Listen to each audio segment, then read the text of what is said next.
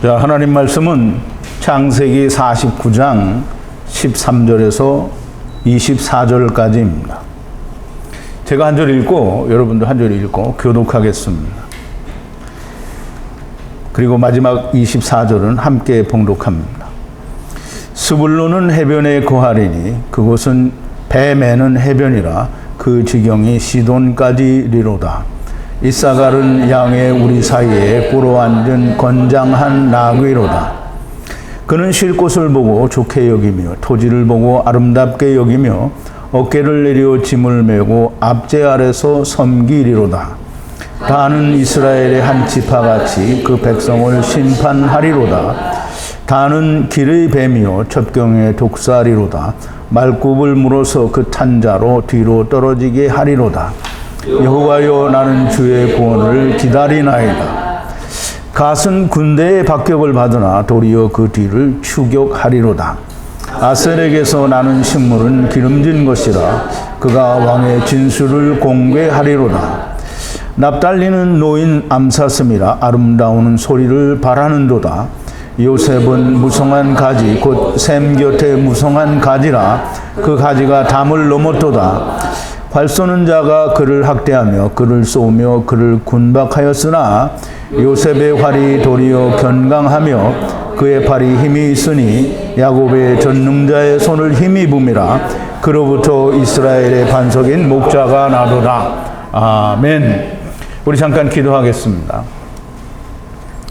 거룩하시고 또 자비로우신 우리의 처음 되신 우리를 데리고 오신 여호와 하나님, 우리의 아버지, 또 이제 마지막 아담으로 우리를 데리고 가시기 위해서 또 세상에 오신 우리의 데리고 가시는 아버지이시는 여호와 아버지 하나님께 감사와 찬송과 영광을 돌립니다. 아버지 하나님께서 이제 창세기를 통하여 저희들에게 보여주시는 모든 말씀을 우리가 다 하나님께서 처음 사용하신 언어인 히브리어로 우리가 묵상을 해왔습니다. 이제 그 마지막을 얼마 남겨놓지 않고 하나님께서 이스라엘 백성들을 그 이름들을 통해서 이스라엘을 구원하시는 구원의 내용을 기록하시고 또 예언하시고 선포하신 그 말씀을 우리가 묵상합니다. 하나님께서 저희들에게 깨닫게 하셨으니 이 말씀이 저희 안에서 하나가 되게 하시고 이 말씀으로 말미암아 하나님의 온전하신 구원이 무엇인지 우리가 명백하게 깨닫고 이해하며 그것과 하나가 되는 자들이 다 되어지게 하여 주시옵소서. 오늘 이 한 시간도 하나님께서 함께하여 주셔서 우리가 다 말씀으로 온전하게 하나가 되는 귀한 시간이 되게 하여 주시옵소서. 예수님의 이름으로 기도하옵나이다. 아멘.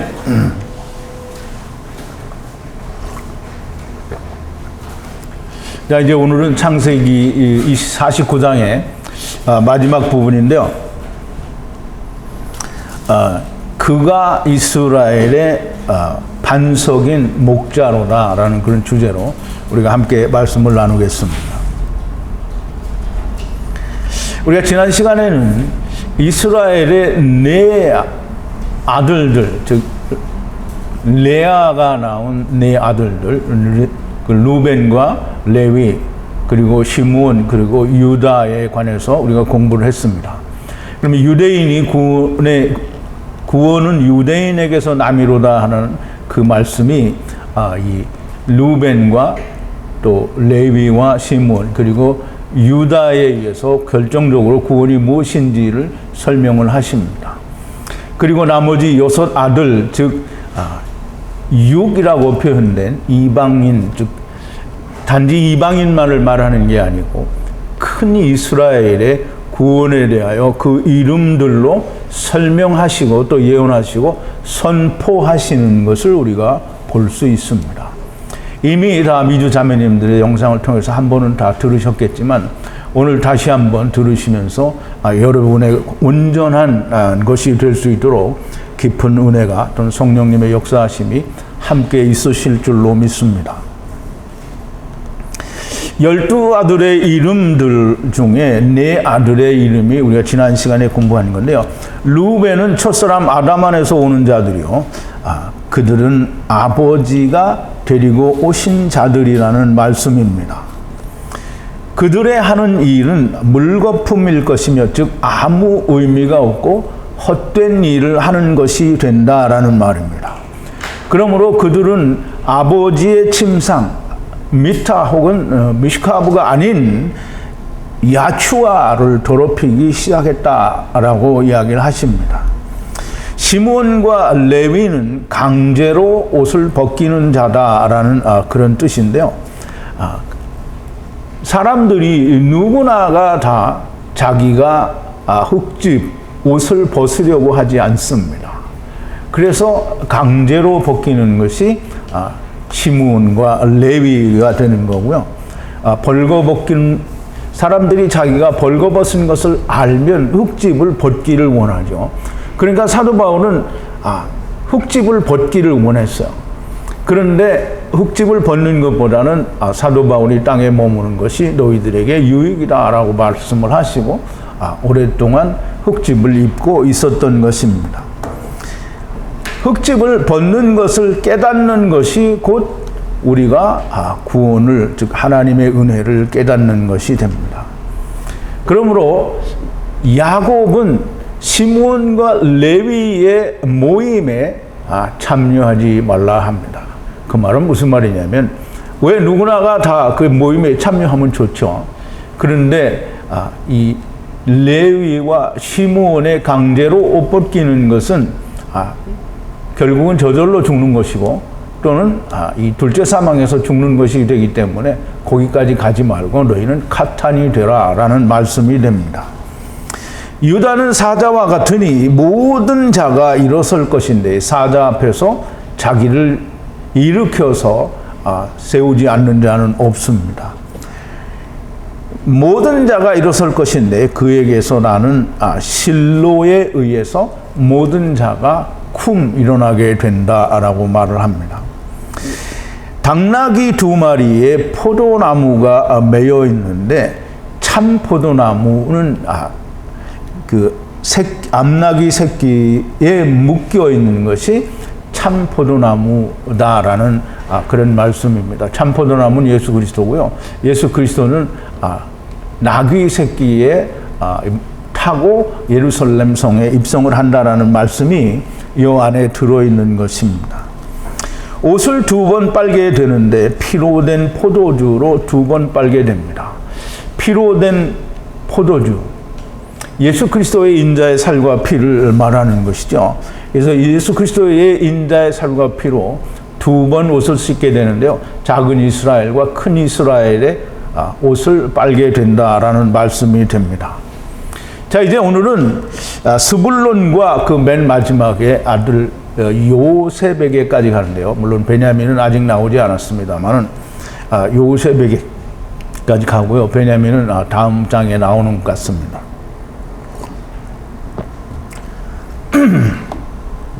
그런데 이 이름마다 너무나 명백하게 우리의 구원에 대해서 설명을 해주고 있습니다. 스불론이라는 이름을 가진 게 히브리 발음으로는 제불론이라고 하는데요. 나와 함께 거하리라. 물론 레아가 한 말인데요. 레아가 했으니까 이거는 그냥 레아의 개인적인 생각이다 이렇게 말할 수 있는데요. 결코 그렇지가 않고요. 하나님이 그 이름을 주실 때 레아에게 그 입술에 하나님의 말씀을 따라서 나와 함께 거하리라. 즉 다시 말하면 스불론은 하나님과 함께 거한다는 말이지 레아와 스불론이 함께 있는 게 아니고요. 스불론은 즉 레아가 야곱과 함께 하겠다라는 말이죠. 그럼 하나님이 함께 하신다라는 말이 됩니다. 우리가 지난 숙제 때 그 스불론에 대해서 우리가 말씀을 나누지를 못했는데요. 이렇게 다 기회가 있어서 오늘 스불론에 대해서 이야기를 합니다. 스불론은 이 후의 바다가 즉 해변에 거하리니 그랬어요. 이 거한다라는 말은 샤카부하고 같은 뜻을 가진 샤칸이라는 단어를 쓰는데요. 후의 해변에 거한다라는 말은 후의 바다에 후의 바다.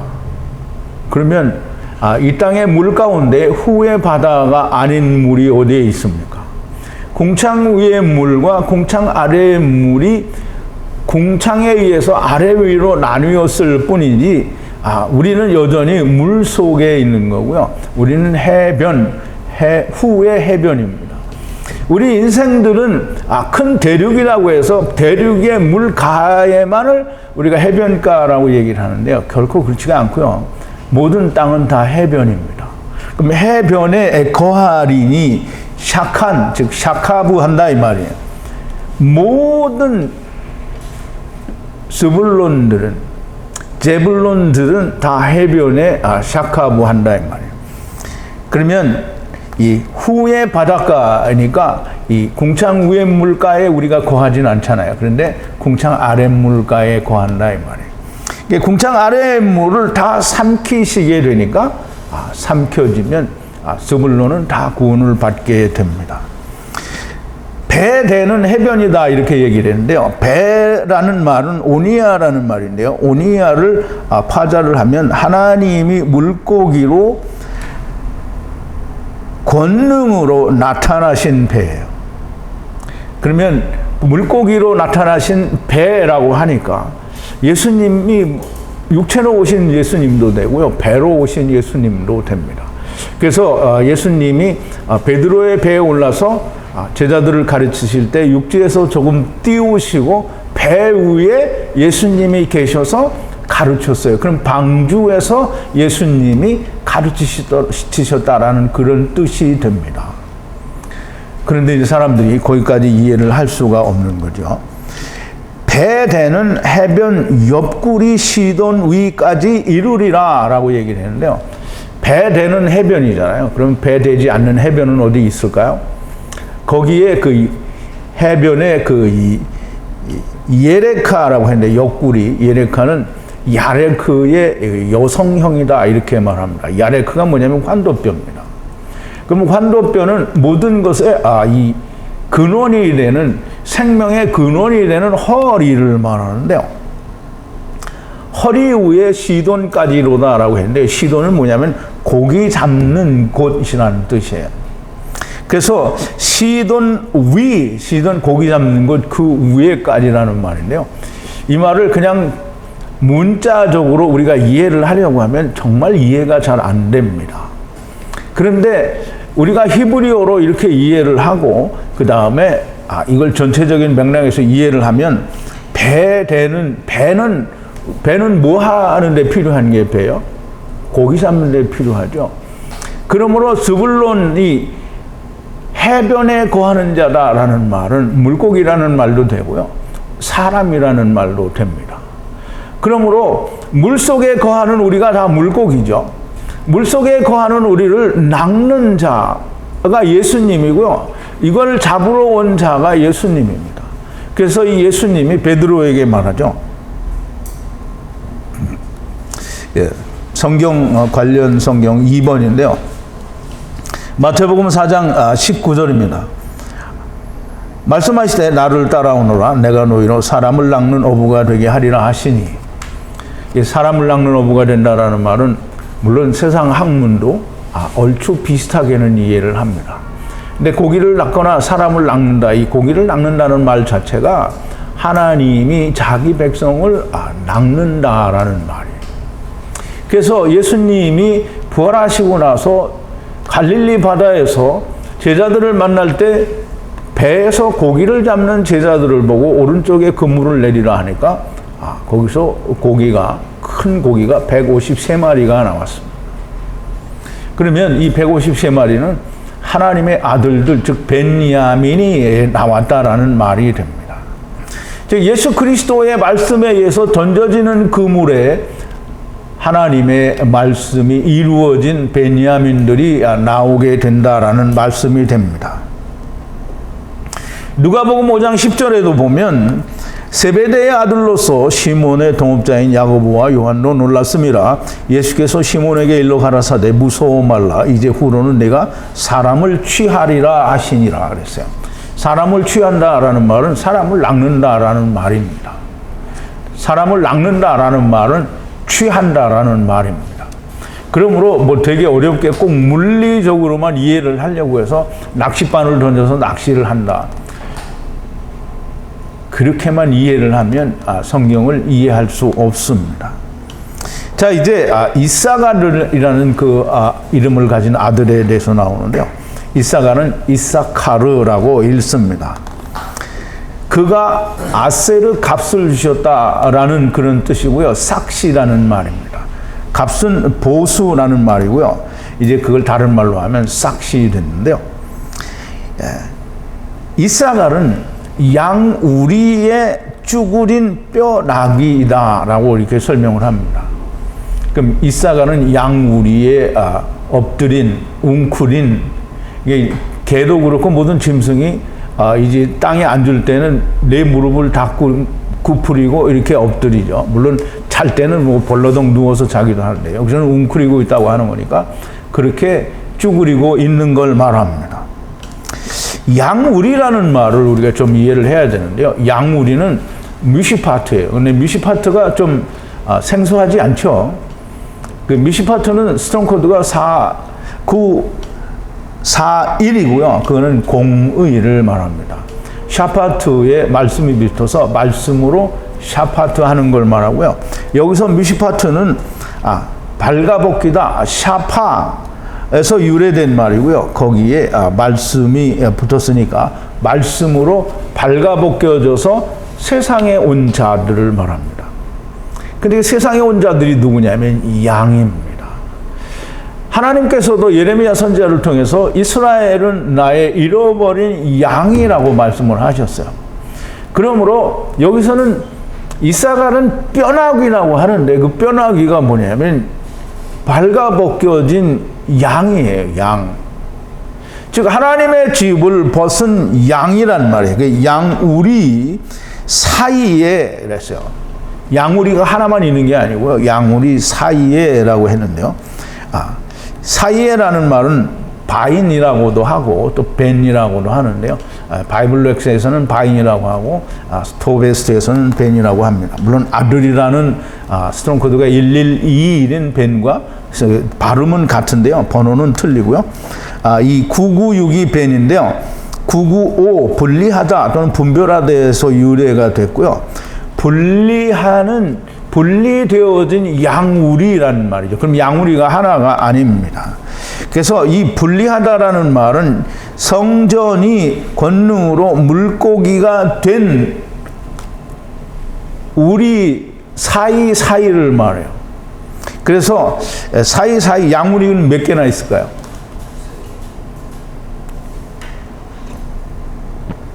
네? 양우리가 몇 개나 있을까요? 예? 3개라고 생각하는 2개라고 생각하는 예수님이 뭐라 했어요?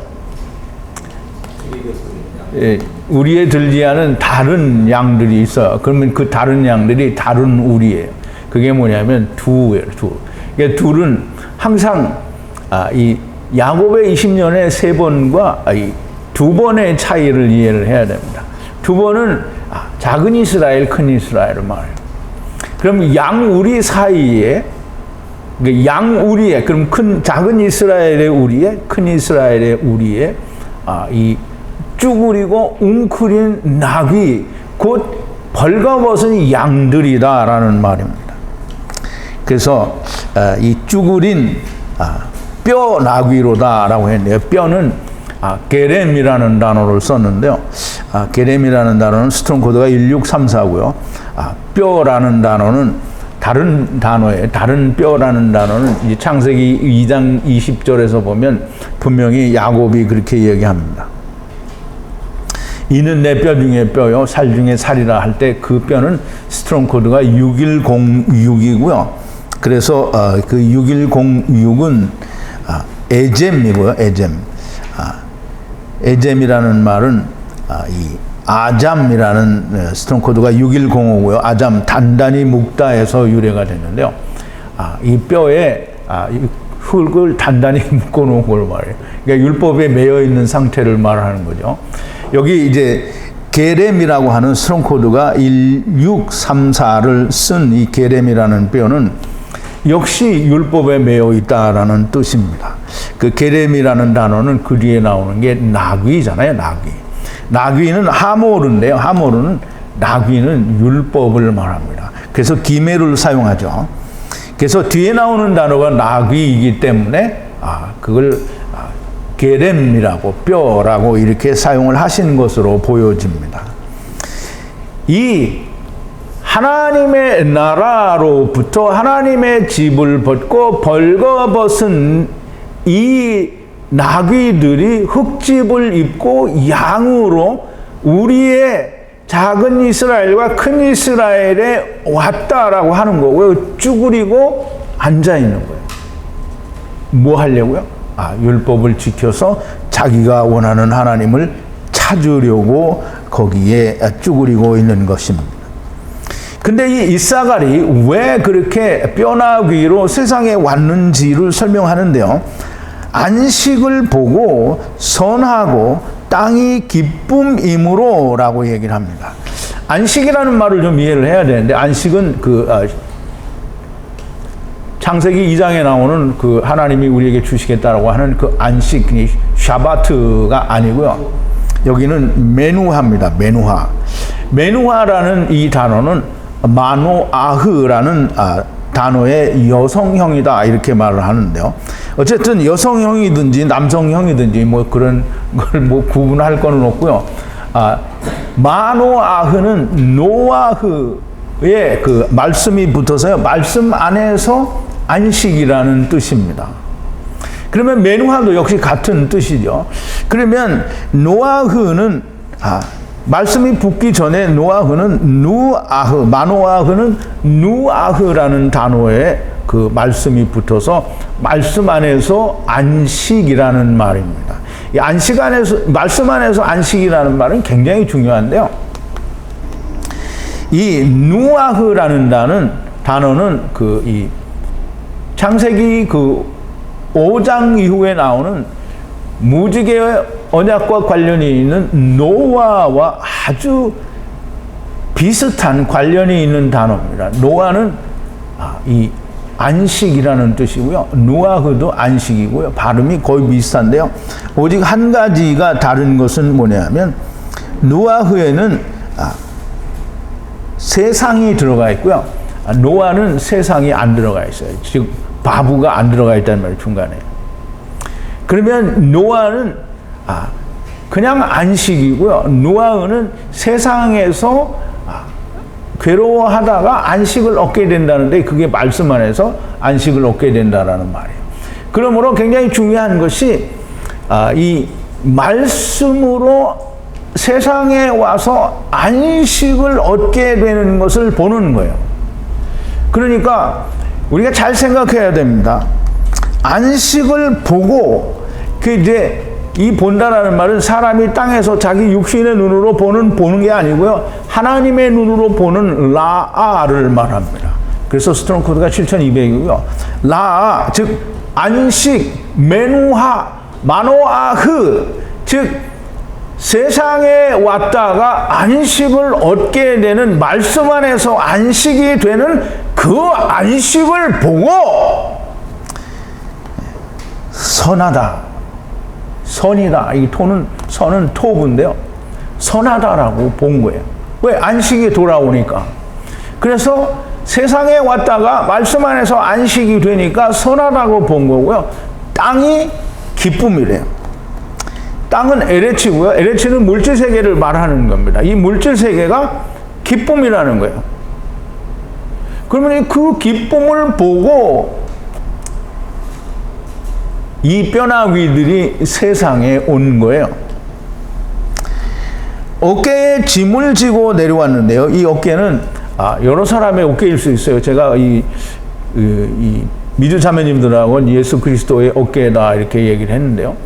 이 어깨는 물론 예수님의 어깨가 될 수도 있지만 내 어깨도 될 수 있는 거거든요. 그러면 내가 이 짐들을 지고 내려왔다라는 거예요. 무슨 짐을 지고 내려왔어요? 선악을 알게 하는 나무를 행하겠다고 하는 율법의 짐을 지고 내려온 거예요. 그러면 그거는 내려와서 진 거고요. 하나님이 처음에는 내가 이렇게 갈 테니 너희도 가려느냐. 근데 갈 때는 어깨에 짐을 준다라고 하는 거죠. 그 짐을 준다라고 하는 걸 이해를 했고 깨달았기 때문에 좋은 거다라고 생각을 해서 하나님과 같이 온 거예요. 같이 와서 보니까 집을 벗고 오잖아요. 그래 집을 벗고 흙집을 입으니까 하나님 나라에 대해서는 일자 깡통이 된 거예요. 보이지가 않는 거죠. 그런데 육신을 입지 않은 귀신들은 알아요. 그래서 귀신들은 주님만 보면 내가 당신이 누구인지 압니다라고 얘기를 하잖아요. 그리고 마귀도 예수님을 시험할 때 다 예수님이 누군지 알아요. 그런데 그 시험을 받을 수밖에 없는 게 마귀는 할 수밖에 없고요. 예수님은 받을 수밖에 없는 게 세상에서 너희가 이렇게 시험을 받는다라는 걸 보여주는 겁니다. 자, 이제 안식을 보고 땅이 선하고 기쁨임으로 어깨에 짐을 지고 내려와서 라고 하는데요. 어깨에 짐을 지고 내려왔다라는 말은 창세기 12장 1절에 보면 여호와께서 아브라함에게 이르시되 너는 너의 본토 친척 아비집을 떠나 내가 네게 지시할 땅으로 가라. 이 말과 같은 말입니다. 그래서 창세기 12장을 처음 시작할 때 우리가 아브라함 하나님은 첫사람 아담 하나님으로 우리를 세상에 데리고 오신 분과 같다라는 그런 설명을 여러 번 드렸어요. 그러면 이 이사갈이 하나님이 우리 같이 가자라고 하는 그 말씀을 듣고 기쁨으로 같이 내려왔으나 그 흙집을 입는 순간 모든 걸 모르는 상태가 되니까 자기가 어깨에 짊어진 율법을 가지고 아바드 하려고 하야한 것입니다. 그럼 하야했지만 하야될 것을 너무나 명확하게 잘 알고 내려온 것이 뼈나기들인 거예요. 그런데 땅에서는 모릅니다. 그러니까 세상 교회가 모르는 거예요. 그러니까 히브리어를 이렇게 했으면 세상 교회도 알겠지요.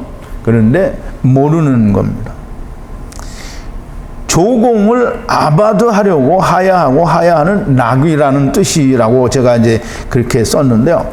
조공이라는 말은 스트롱 코드가 4522고요. 미스라는 말입니다.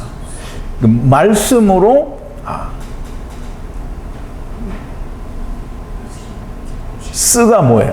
싸매기죠. 싸매기 뭐예요? 버팀목이잖아요. 이렇게 말씀으로 사다리 타고 올라가려고 조공, 그게 조공이에요. 그 다음에 아바드 하는 거예요. 아바드는 영생을 위해서 일을 하는 거죠. 경작하는 거예요. 그거 하려고 세상에 내려왔다는 거예요. 그러니까 우리가 이제까지 공부한 율법, 그러니까 세상에 우리가 왜 왔고 우리가 무엇을 하다가 어떻게 해야 하나님을 만나는지에 대해서 공부하는 것을 그냥 그대로 다 여기에 써 있는 거예요. 자, 이제 단에 대해서 나오는데요. 단은 하나님이 억울함을 푸신다라는 뜻입니다. 창세기 30장 6절에 보면 라헬입니다. 라헬이 가로 내 하나님이 내 억울함을 푸시려고 내 소리를 들으사 내게 아들을 주셨다 하고 이로 인하여 그 이름을 단이라 하였으며 그랬어요.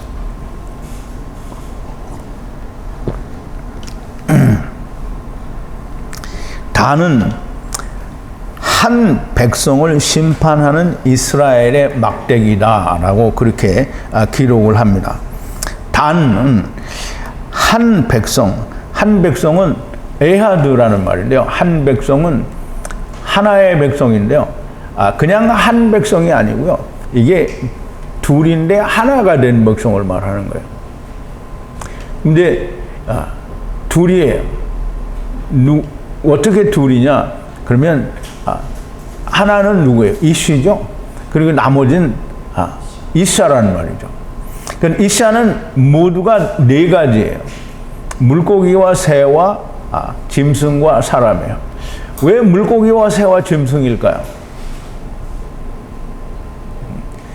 사람이 다 물고기와 새와 짐승으로 표현이 되었기 때문입니다. 그래서 모든 짐승과 물고기와 새와 사람은 당연히 네피시 하이고요. 그들은 다 이유화를 불문하고 구원이 되어야만 됩니다. 한 백성이라는 말에는 그냥 하나다라는 뜻이 아니고요. 합쳐진 하나다라는 뜻입니다. 그래서 한 백성은 여기서는 암인데요. 백성은 무슨 백성이에요? 예? 우리 백성을 우리 공부했잖아요.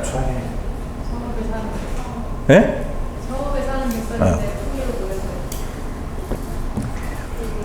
백성은 강을 건너온 히브리인들이 사는, 그러니까 율법을 지키기 위해서 사는 동네에, 성에 사는 모든 사람이 백성이에요.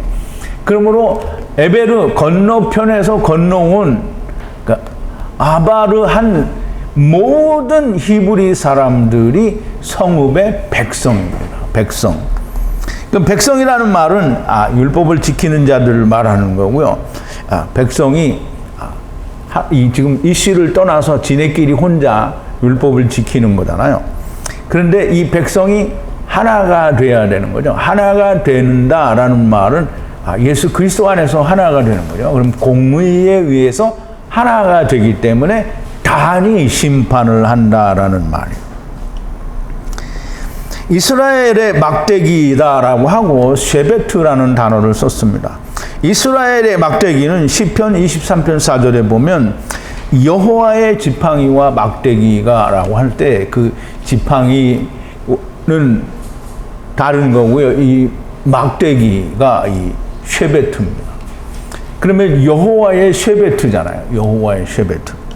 그럼 여호와의 쉐베트는 누구예요? 예수 그리스도죠. 그럼 다는 예수 그리스도가 오셔서 이 한 백성을 어떻게 해요? 심판한다. 뭘로? 공의로 심판한다라는 말. 공의로 심판을 하는데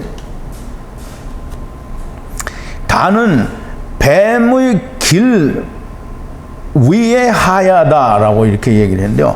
다는 뱀은 뭐예요? 나하시죠. 나하시는 슉슉슉 소리를 내는 뱀이에요. 뱀.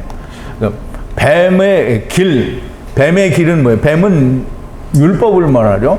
율법의 길, 데레크죠. 길 위에 하야한 거예요. 그러면 율법의 길 위에 하야를 했으니까 단이 뭐예요? 단은 심판자예요. 공의, 예수 그리스도를 말하는 거죠.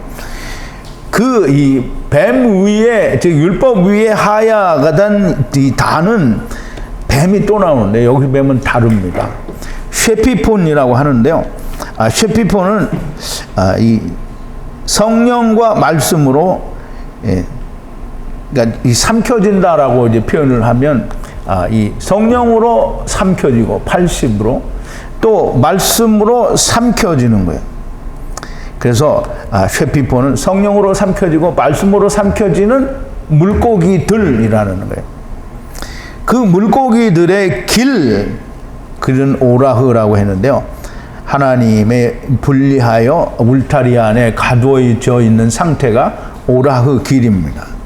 그러므로 율법을 가진 자들이 율법으로 말미암아 자기가 불쌍하게 되고 이 사고 묻힌 자가 되지 않고 자꾸 자기가 살아나는 자가 쉐피폰들의 오라흐 길이 됩니다.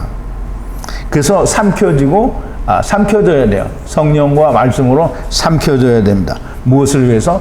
80을 위해서. 80은 새하늘과 새 땅을 말하죠. 말의 발꿈치를 물어 탄 자를 뒤로 떨어지게 하리로다 이렇게 얘기했어요. 이 말이 참 여러분들이 잘 이해를 해야 됩니다. 나는 참 이해를 하고 있으니까 굉장히 이게 재밌는 말인데요. 말이라고 하는 게 뭐냐면요.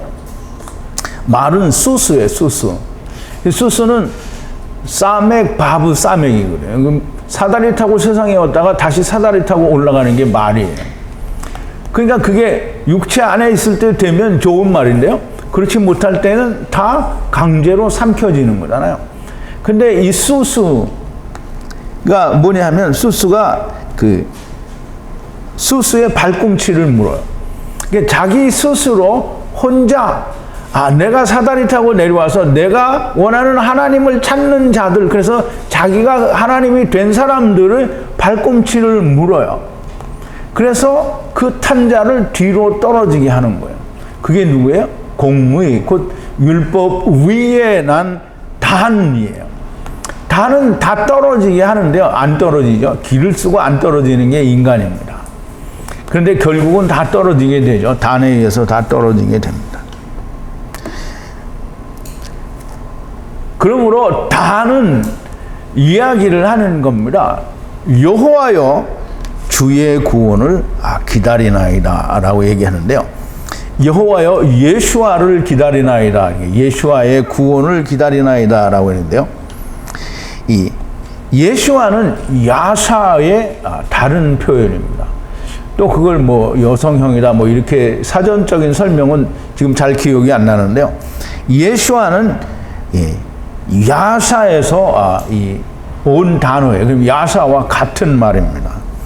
그러면 여호와 예수아는 여호와 야샤를 기다린다라는 말이에요. 여호와 야샤는 누구예요?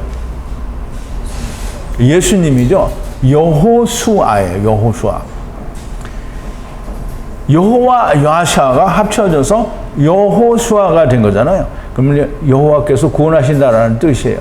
그러면 여호와 야샤를 기다리나이다 이 말은 다는 여호와를 기다리나이다, 지금 여호와 야샤를 기다리나이다라는 그런 사람들을 단이라고 하는 거예요. 근데 그런 사람들이 참 없죠. 자, 이제 기다린다라고 하는데 왜 기다릴까요? 그냥 때가 되기를 기다리는 게 아니고요. 여호와 야샤는 우리는 뭐라고 했어요? 물고기죠. 우리는 낚싯밥이 내려오면 이게 그게 좋은 건 줄 알고 무는 거잖아요. 그러면 그렇게 낚여져야 되는데 낚여지는 거는 내가 나를 구원하는 게 아니라는 거예요. 낚여지는 거는 하나님이 오셔서 나를 낚는 거예요. 그러면 예수님이 나를 낚는 거고요. 하나님의 말씀을 줬어요. 좋은 미끼를 다 줬어요. 누구든지 다 물고 먹을 수 있는 하나님의 생명의 미끼를 주었단 말이에요. 그런데 안 처먹어들. 그게 하나님은 바로 주셨는데 안 처먹는 게 잘못이에요? 안 먹는 게 잘못이에요? 안 처먹는 게 잘못이죠. 그러니까 이 안 처먹는 게 누구냐면 전부 이 가돌 큰 놈들이 다 안 처먹는 거예요. 단을 통하여 실패한 이스라엘을 구원하실 것을 선포 예언하는 나가드 하는 것이 이 단입니다. 자, 이제 그러면 그 다음에는 갓이라는 이름을 가진 아들이 나오는데요. 갓은 게드라고 하는데요. 게드는 기멜과 달레트 두 알파벳으로 된 이름입니다. 이 복되다라고 했는데요. 복되다라는 말은 가드, 똑같이 기멜과 달렛을 쓰는데요. 가드라는 말인데요. 율법을 가지고 와서 문으로 들어가게 되는 자가 갓입니다. 그런데 이 가드는 바라크, 즉 하나님께서 주시는 축복과는 조금 다릅니다. 물론 다른 단어를 썼기 때문에 아주 다르다고 할 수는 없지만 여전히 복인데요. 갓은 군대의 공격을 받으나 게두드라고 했는데요. 군대는 이 다른 그 하나님의 군대 차바나 또는 마하나임이나 그런 다른 단어가 아니고 그냥 이 게두드라고 하는 다른 단어를 썼어요. 그래가지고 이 군대의 공격을 받으나라고 했는데요. 그 군대의 공격은 후의 발꿈치를 공격하는 거라고 설명이 되어 있습니다.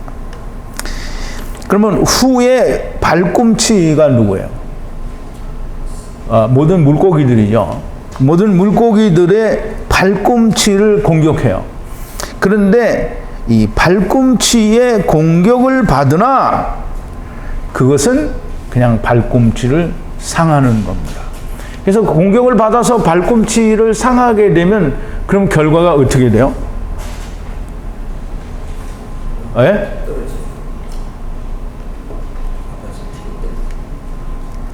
그게 아니고 이거는 발꿈치를 누가 무냐면 마귀가 무는 거잖아요.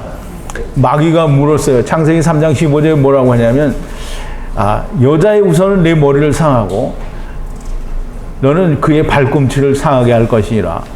발꿈치를 상하게 해도 아무 의미가 없죠. 왜냐하면 이 후가 다 데려갈 것이기 때문에 아무 의미가 없어요. 그러니까 갓은 그냥 발꿈치를 상하게 된다라는 말이에요. 상하게 돼도 상관은 없다라는 말이죠. 왜냐하면 후가 다 데려갈 것이기 때문에. 후의 발꿈치, 아케브를 무는 거라는 말이에요.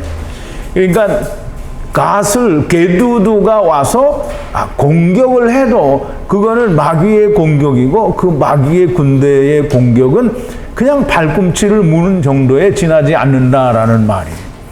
발꿈치를 물려봐야 후가 다 데리고 간다 이 말이죠. 자, 이제 아셀이라는 그 이름을 가진 아들이 나오는데요. 아셀은 이 스트롱 코드가 836이고요. 이 기쁘다라는 뜻인데요. 기쁘다는 그 오세르라는 단어를 써서 아셀의 이름을 썼는데요. 근데 이 아세르라는 그 알파벳이 그 알레프 그리고 쉰 레시가 들어가는 그 아세르 발음은 이 834 이게 스트롱 코드가 834 이제 분리한다라고 하는 그 아세르와 같은 알파벳을 써요. 그런데 매번 그거와 비슷한 다른 발음을 하고 그리고 알파벳은 다 똑같은 걸 쓰는데 본래의 뜻은 기쁨이에요. 기쁨. 그래서 스트롱 코드가 그 기쁨은 833 아사르라는 단어인데요. 모든 아세르라는 단어를 알파벳을 사용하는 단어가 다 여기에서 유래가 됐어요. 그러므로 우리가 834를 쓰는 아세르, 지금 분리되는 이 문이 사실은 기쁨인 거예요. 그러니까 우리가 아까 이사카를 얘기할 때 뭐라 했어요? 땅이 뭐라 했어요? 기쁨이라고 했잖아요. 물론 같은 단어는 아니지만 기쁨이라는 말. 그러면 아세르를 통해서 즉 예수 그리스도의 문을 통해서 오는 것도 기쁨이고 가는 것도 기쁨인 거예요. 그래서 아사르 즉 833은 기쁨이라는 그 좋다라는 그런 뜻의 단어에서 유래가 된 이름이 아셀이에요. 아세르가 아니고 아셀 836이라는 말이에요. 기쁘다는 뜻을 가지고 있는 거예요. 그러면 이 아사르라는 이 833은 곧게 나아가다 또는 곧다라는 이런 뜻인데요. 하나님의 집에 하나님의 나라에서 세상으로 나올 때 곧게 나오고요. 들어갈 때도 곧게 들어가는 거예요. 그러므로 우리가 이해를 할 때 항상 잘 그렇게 이해를 해야 됩니다. 어쨌든 곧장 나오고 곧장 들어가는 게 복된 길입니다. 우리가 아까 읽은 그 15절에도 보면 그는 쉴 곳을 보고 좋게 여기며 토지를 보고 아름답게 여기고 그래서 어깨를 내려 짐을 메고 앞제에서 섬기리로다. 번역은 이렇게 좀 이상하게 했는데 어쨌든 그런 의미를 가지고 있죠. 그래서 이 아셀은 후에 기름진 떡이로다 라고 얘기했어요. 그러면 기름지다라는 말은 스트롱 코드가 808인데요. 샤멘이라고 읽었는데요. 샤멘이라는 말은 기름이 있는 상태를 말하죠. 기름이 예비한 사람이 누가 있어요?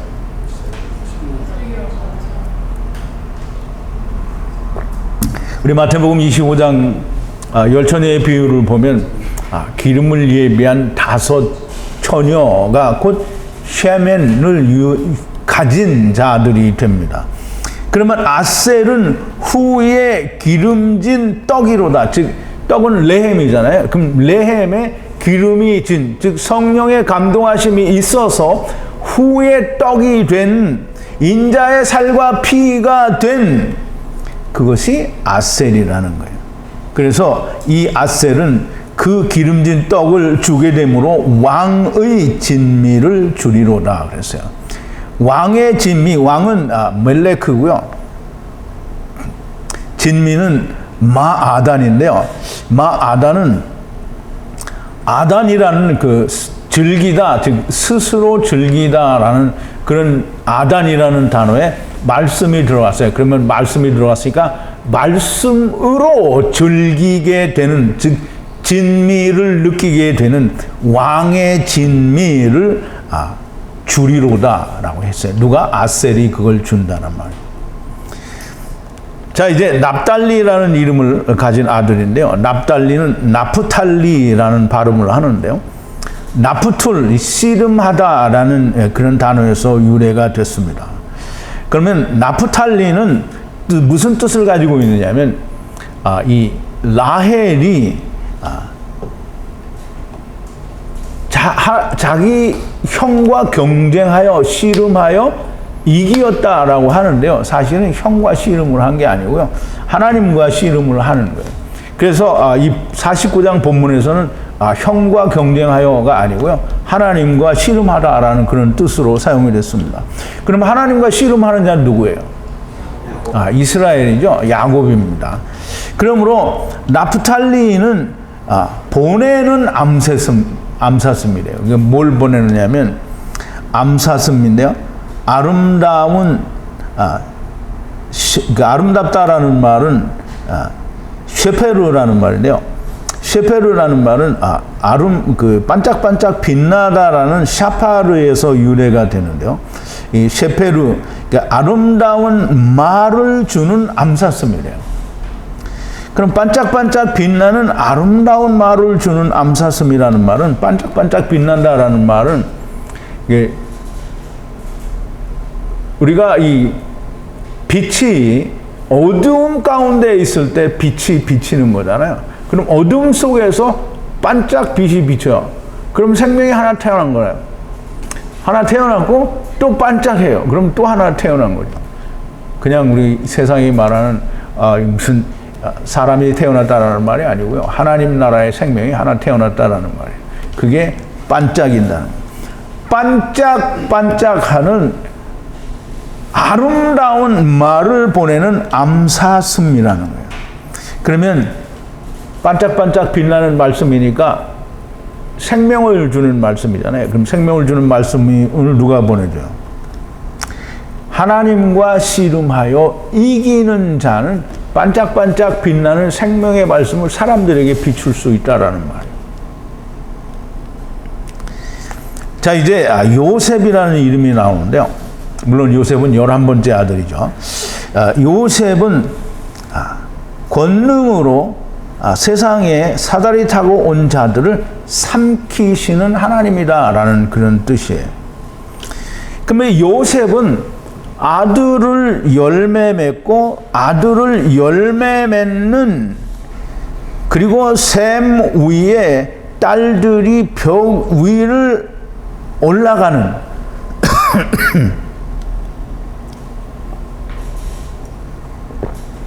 굉장히 좀 중요합니다. 요셉은 아들을 열매 맺고 아들을 열매 맺어요. 두 번입니다. 그러면 아들을 열매 맺는다. 그러면 작은 이스라엘에서 열매를 맺고요. 또 큰 이스라엘에서 아들을 열매 맺고, 그 다음에는 샘 위에 딸이라고 했어요. 샘은 아인이라는 말로, 이게 눈이라는 말도 되지만 샘, 좀 물이라는 뜻인데요. 그 샘은 말씀이라고 우리가 그렇게 이해를 할 수 있고요. 말씀은 곧 율법이죠. 율법 위에 딸들이, 그러면 아직 율법 가운데 있는 자들은 아들이 안 된 거예요. 딸이란 말이에요. 이 딸들이 벽 위가 뭐냐면, 벽은 울타리 쳐져 있는 게 벽이잖아요. 그럼 울타리가 쳐져 있는데, 울타리 쳐져 있는 뭐예요? 율법에 매여 있는 걸 말합니다. 그러면 울타리를 쳐져 있는 율법 위를 올라간다라고 했어요. 올라간다라는 말은 짜이드라는 말로 썼는데요. 물론 거기는 그냥 우리가 올라간다라고 하는 그 알라라는 이런 단어를 안 쓰고요. 짜이드라고 썼습니다. 그러면 이 짜이드라는 말은 이 성령님의 역사에서 안식의 말씀으로 들어가는 거예요. 그럼 이제 강제로 들어간다라는 그런 의미가 있을 수도 있는 건데요.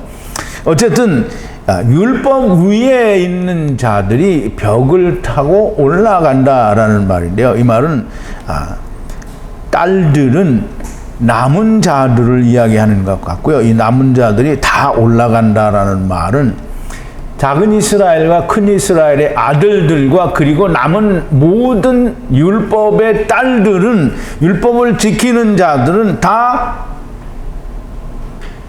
벽을 타고 올라가는 거예요. 즉,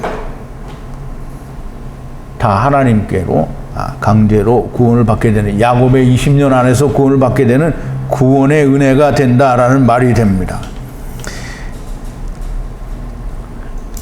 자, 이제 이 요셉은 활의 주인이 증오하고라고 했는데요. 활은 헤츠라는 말로 썼는데요. 헤츠의 주인, 그 주인은 바알이에요. 그러므로 바알은 남편이라는 뜻도 있지만 여기서는 이 우상신, 이방신 또는 마귀에 대해서 얘기를 하는 건데요. 물론 이게 하나님으로 뜻이 쓰여질 때가 전혀 없는 건 아닌 것을 분명히 아시기 바랍니다. 그래서 이 요셉을 힘들게 하는 이 율법의 화살을 헤츠의 주인이 증오하고 미워하고 핍박하는 걸 말하고요. 활을 쏘아 쓰라리게 하나, 활을 쏘아서 고통스럽고 괴롭게 한다. 이 말은 그러니까 결국 십자가에 못 박혀 죽게 되는 것을 말합니다. 물론 활을 쏘는 건 활을 맞은 거잖아요. 활을 맞으면 뭐예요? 관역을 맞춘 거잖아요. 그럼 활의 본래의 관역은 뭐예요? 예수 그리스도예요. 예수 그리스도가 모든 죄를 사하기 때문에 예수 그리스도가 맞아야 됩니다. 근데 이 사람들은 예수 그리스도가 맞지 않고 전부 짐승도 죽고 다 죽는데 자기는 안 죽잖아요. 자기가 짐승은 죽어요. 근데 자기는 안 죽어. 그래서 이 활을, 즉 다시 말해서 이거 좀 연결해서 설명을 드리면, 활의 주인이 이 요셉을 괴롭게 하고 또 활을 쏘아서 결국은 십자가에 못 박혀 죽게 하지만 그 다음에 활이 제대로 된 활이 나옵니다. 그 다음에 케세트, 지금 활이에요.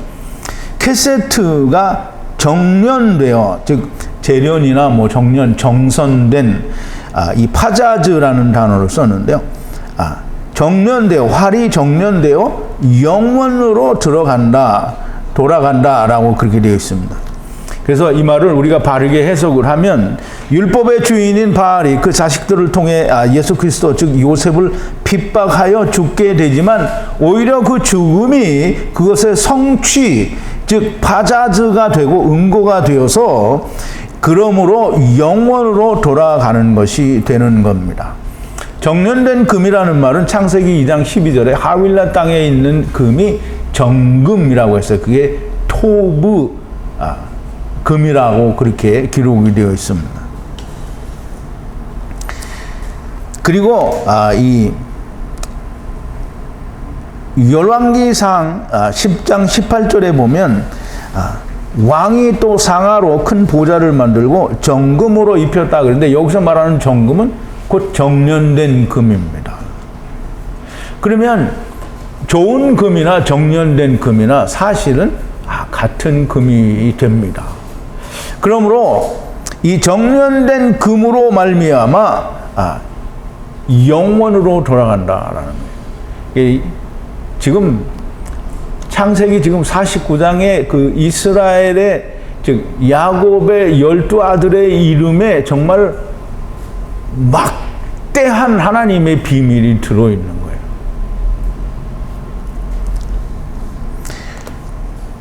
율법이라는 걸 가지고 마귀가 쥐고 휘두를 때는 헤츠와 마귀가 바알, 즉 율법의 주인 바알이 되지만, 그렇게 미워하고 핍박하고 그 활을 쏴서 요셉을 십자가 위에서 죽게 하지만 그 십자가 위에서 죽는 것이 결국은 케세트 율법을 완전하게 성취 이루는 것이 되어서 영원한 것으로 돌아간다라는 말이 됩니다.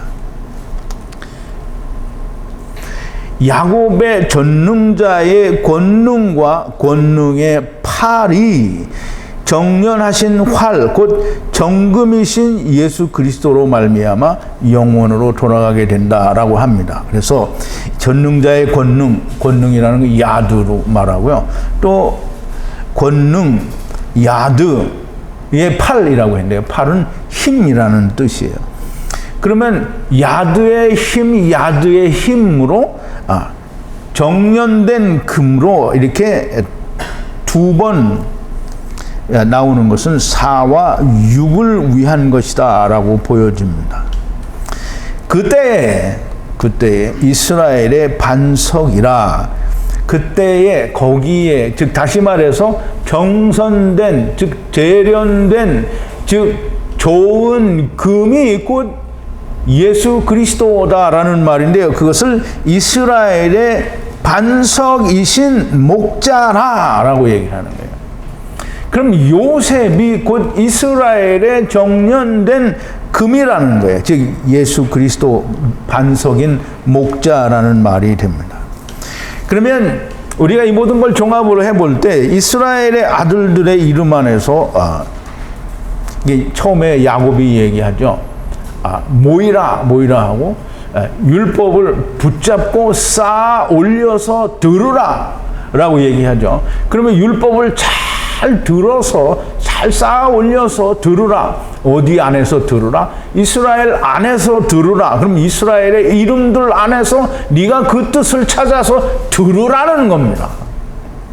그러므로 이스라엘의 아들들의 이름, 야곱의 아들들의 이름에 구원의 의미를 너무나 명확하게 담아서 주셨는데 이걸 누가 모르냐? 이스라엘의 아들들이 모르는 거예요. 이스라엘의 후손들이 이 뜻을 모르는 거예요. 참 뭐라 그럴까요? 그런 걸 뭐라 그래요? 좀 기이하죠. 예수님이 그래서 기이하다고 하신 거예요. 예수 그리스도는 이스라엘의 반석이시고 목자가 되십니다. 그런데 이스라엘의 반석이라는 말은 부분적인 게 아닙니다. 이스라엘의 반석이라는 말은 이스라엘 전체의 반석이요 목자가 된다라는 말이고요. 부분적인 것이 아닙니다. 그래서 야곱의 20년이라고 하는 말이 우리는 그 야곱의 20년을 벗어나면 안 됩니다. 야곱이 요셉에게 모든 것을 소유하게, 즉 아후자하게 하고, 즉 그 말은 상속하게 한다라는 말이고요. 상속하고 나서 죽어서 하야하고 하야하려는 그때에 세상의 마지막 아하리트, 즉 마지막 아담이 오셔서 일어날 모든 일들에 대해서 설명을 하는 겁니다. 설명이 뿐만 아니라 나가득, 즉 선포하고 즉 예언을 하는 겁니다. 처음과 나중 하나님 중에 나중 하나님 때의 일을 선포하시는 겁니다. 율법을 붙잡고 쌓아 올려서 들으라. 곧 이스라엘의 이름들 안에서 그 뜻을 들으라는 거예요. 이스라엘의 아들들의 이름 안에서 마지막 때, 마지막 아담 때의 일을 예언하고 선포, 즉 나가드 하신 겁니다. 그런데 중요한 것은 세상은 이 이름들의 뜻을 전혀 알지 못하고 그냥 무조건 그 아들들의 이름을 통해서 땅의 축복과 저주에 대해서 남발을 합니다. 그 이름들을 들어 번역 성경에 보인 대로 유언이라고 하고 또 축복이라고 하고 또 저주라고 설명을 합니다. 자기들의 생각과 신학자들의 생각, 곧 세상 학문으로 이 이스라엘과 아들들을 설명을 합니다. 야곱 하나님, 그럼 처음 여호와 하나님과 요셉, 마지막 여호와 하나님께, 즉 야곱 하나님이 요셉 하나님, 처음 하나님이 마지막 하나님께 전한 말씀이 창세기 49장에는 이렇게 많은데 세상 사람들이 전하는 데에는 단 한 마디도 처음 하나님이 마지막 하나님께 전하는 말씀이 한 가지도 없습니다. 아브라함이 자기의 소유를 이삭에게 다 주었다고 하니까 재산, 돈을 주었다라는 것만 이해를 하는 것이지, 첫사람 아담이 마지막 아담에게 다 넘겨주었다라는 이 뜻을 전혀 생각하지 않는 거예요. 그래서 하나님이 이사야 선지자 55장, 이사야서 55장 8절 9절에 그렇게 말씀을 하시는 겁니다. 여호와의 말씀에 내 생각은 너희 생각과 다르며 내 길은 너희 길과 달라서 하늘이 땅보다 높음 같이 내 길은 너희 길보다 높으며 내 생각은 너희 생각보다 높으니라. 이렇게 다르다는 거예요. 그러니까 하나님은 생각이 하늘에 있고요, 사람들은 생각이 땅에 있는 거예요. 땅은 뭐예요? 6이죠. 그러면 하늘은 뭐예요? 7이죠. 그래서 하늘의 말씀은 7이고요, 땅의 말씀은 6입니다. 그런데 사람들은 다 땅의 것만 생각을 합니다. 이제 말씀을 좀 정리를 합니다. 지난 시간에 작은 이스라엘을 통한, 즉 이스라엘을 통하여 구원의 은혜를 말했고요. 오늘은 사를 통하여 큰 이스라엘, 즉 이방인들을 구원하시는 은혜를 설명하는 겁니다. 스불론은 배에 오르는 곧 낚여져야 하는 자들이라는 걸 말씀을 하고요. 하나님께서 오실 때에 안식을 보고 땅이 기쁨이라고 와서 율법을 지킨다고 웅크리고 있는 자가 이사카르 곧 뼈나귀가 되는 것이고요. 여호와의 세베트 곧 여호와 야샤를 기다리는 것이 단입니다. 단. 한 백성을 심판하는 단이 됩니다. 후의 발꿈치로 마귀의 상함을 받을 것이나 아셀은 기쁨을 누리고 왕의 진미를 맛보게 되고요. 하나님과의 씨름을 통해 아름다운 말을 주는 암사슴 요셉을 통하여 아들을 낳고 낳으며 딸들이 다 올라가게 된다라는 말이에요. 율법에 의해서 죽임을 당하는 요셉이지만 그 죽임을 통해서 율법의 완전한 성취를 이루시고 모든 자를 다 아세르 하시는 마지막 여호와 하나님이 되시는 분이 요셉이라는 말씀이 됩니다. 너무 감동적인 하나님의 말씀이었고요. 너무 참 놀라운 말씀이어서 참 어떻게 그 감동을 감출 길이 너무 없었습니다. 어쨌든 여러분들은 이 말씀이 저와 같이 또 하나님과 같이 이 말씀과 온전히 하나가 되어서 기쁨과 이 감사와 감동이 넘치는 여러분들이 되기를 바랍니다. 기도하시겠습니다. 거룩하신 여호와 아버지 하나님, 감사와 찬송과 영광을 돌립니다. 오늘도 창세기 49장 끝부분을 통하여 하나님께서 우리에게 주시는 놀라운 구원의 비밀과 하나님께서는 단 한 사람도 버리는 자가 없고 야곱의 20년 안에서 큰 이스라엘과 작은 이스라엘 그리고 남은 자들까지도 다 구원하신다라고 하는 놀라운 비밀을 우리에게 말씀하셨습니다. 그런데 이렇게 히브리어로 되어 있는 하나님의 참 진리의 말씀, 숨겨져 있는 하늘의 말씀을 다 버리고 오직 땅의 것을 붙들고 기쁨이라고, 땅의 것을 붙들고 구원이라고, 땅의 것을 붙들고 하나님을 만났다고 하는 세상의 사람들을 참 안타깝게 생각합니다. 하나님께서 은혜를 주시오니 할 수만 있으면 더 많은 자들이 구원을 얻는 놀라운 역사가 나타나게 하여 주시옵소서. 예수님의 이름으로 기도하옵나이다. 아멘.